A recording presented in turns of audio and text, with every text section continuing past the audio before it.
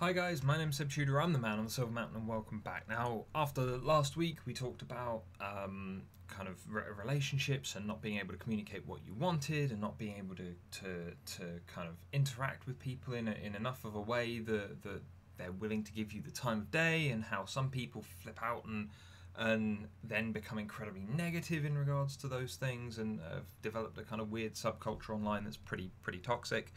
But as a result, I kind of wanted to talk about rejection, because that's the thing that all of this kind of balances on, right? You try to communicate to someone and it doesn't work and they reject you. You are a person who's very frustrated with things because you've been rejected enough times that it's made an impact on you, and so as a result, then rather than dealing with it properly, you need to go and act out, and usually in pretty miserable ways. In which case, I wanted to give you guys 5 ways to best deal with rejection. And this is from someone who in school rejected all the time, moved to not being rejected at all, oddly, for a while, then being rejected a fair amount, considering it was more a case of just me not applying myself time-wise to some of those situations, but either way, to then finding acceptance once in a place that was most meaningful to me, and now that's the something that I want to develop for the rest of my life. It's a lots of people have their times of hits and misses and ups and downs, as it were, but it's all about how you deal with the fallout of those rejections that allows you to either continue and be awesome, or just go off and be some miserable gremlin somewhere. And this is both for guys and girls, I would add. So it's not purely in the regards to the things that we were talking about at the end of last week, but it's for everybody. Rejection happens to everyone, both in relationships, in work, in whatever.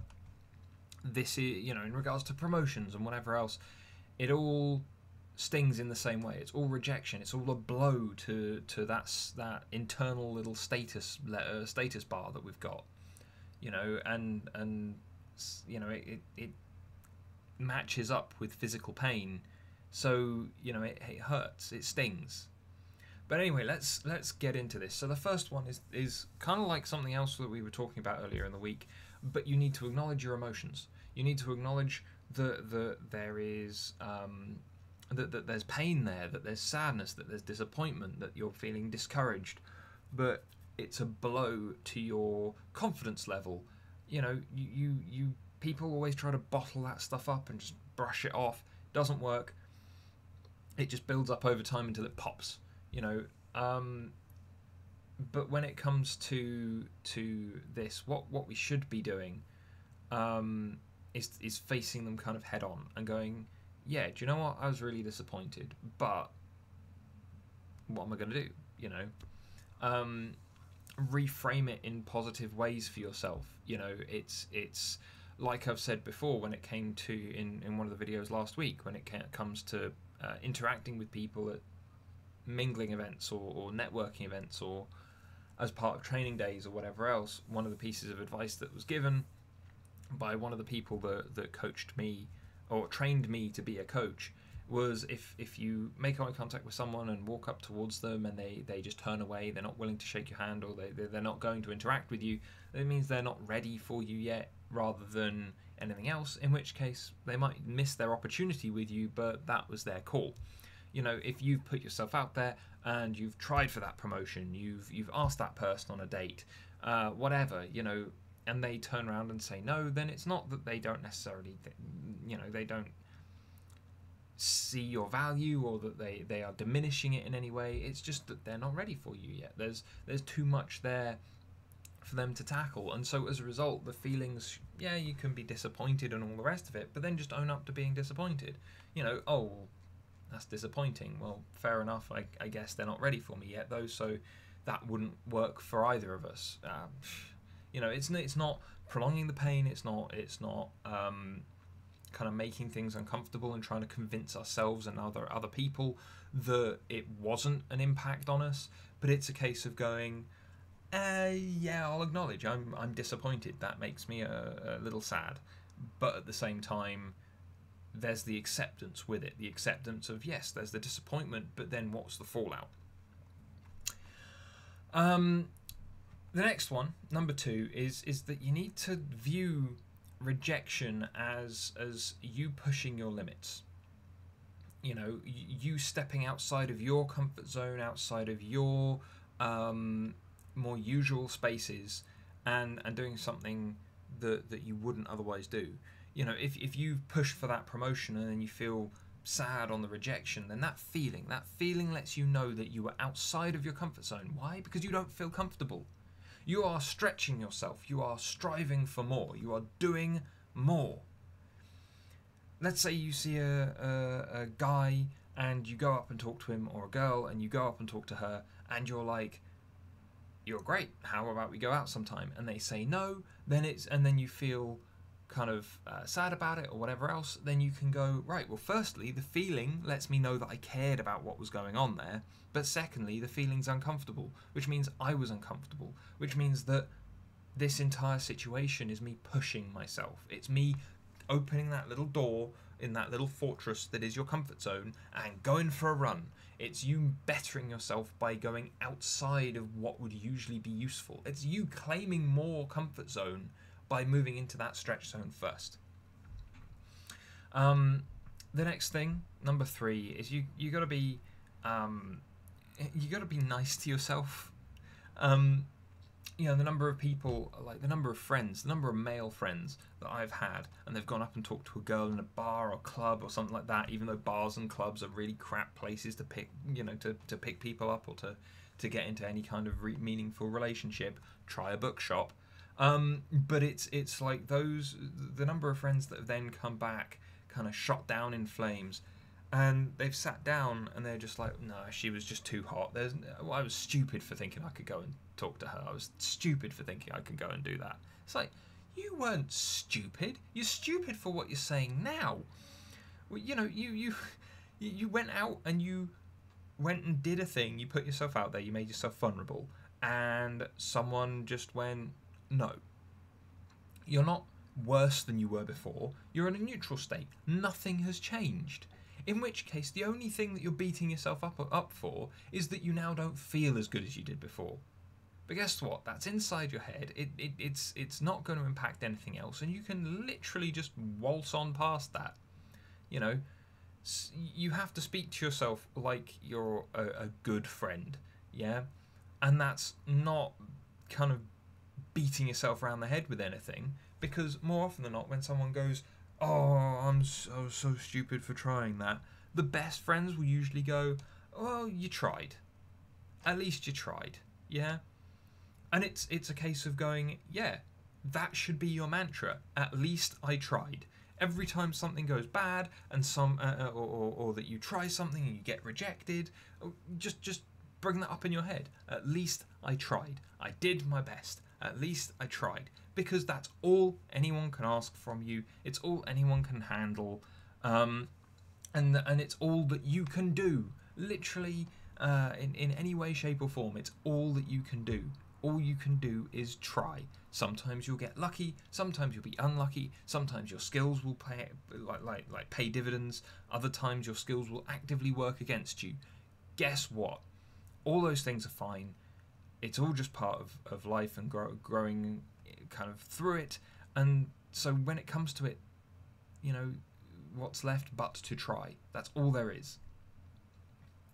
The next thing is some people, especially the people we were talking about in Friday's video last week, define themselves as a result of the rejection. Oh, I'm always rejected. Oh, I'm involuntarily celibate. Oh, I'll always just be this shitty office worker who never gets a promotion. And the more you make those sweeping generalizations, the more you make those appraisals of yourself and continue to repeat them, you are likely to stay there. The same goes for people who always bring up the fact that they are a victim of some terrible thing that has happened to them. they recite it and recite it and recite it, and it becomes who they are. They convince themselves and they convince the world that they are just a victim. In which case, well, guess what? That means they're an easy target for the people that would make them a victim, and it means that the people who they want support from will eventually get sick of them, because they do not and cannot continue to support someone without end. And so when you're saying, oh, I'm a terrible person, or taking the other route and going, oh, all of these other people are terrible people because they're rejecting me all the time, guess what?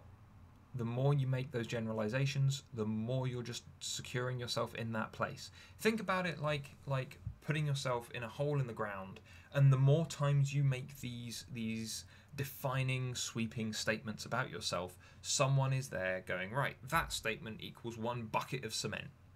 The more you say these things about yourself, and the more that you say these things and demonstrate them and define yourself by them, more buckets of cement are just being dropped on you, and eventually you're going to be stuck in a block of cement 6 feet underground, and no one will know you are there, and you are likely to be dead.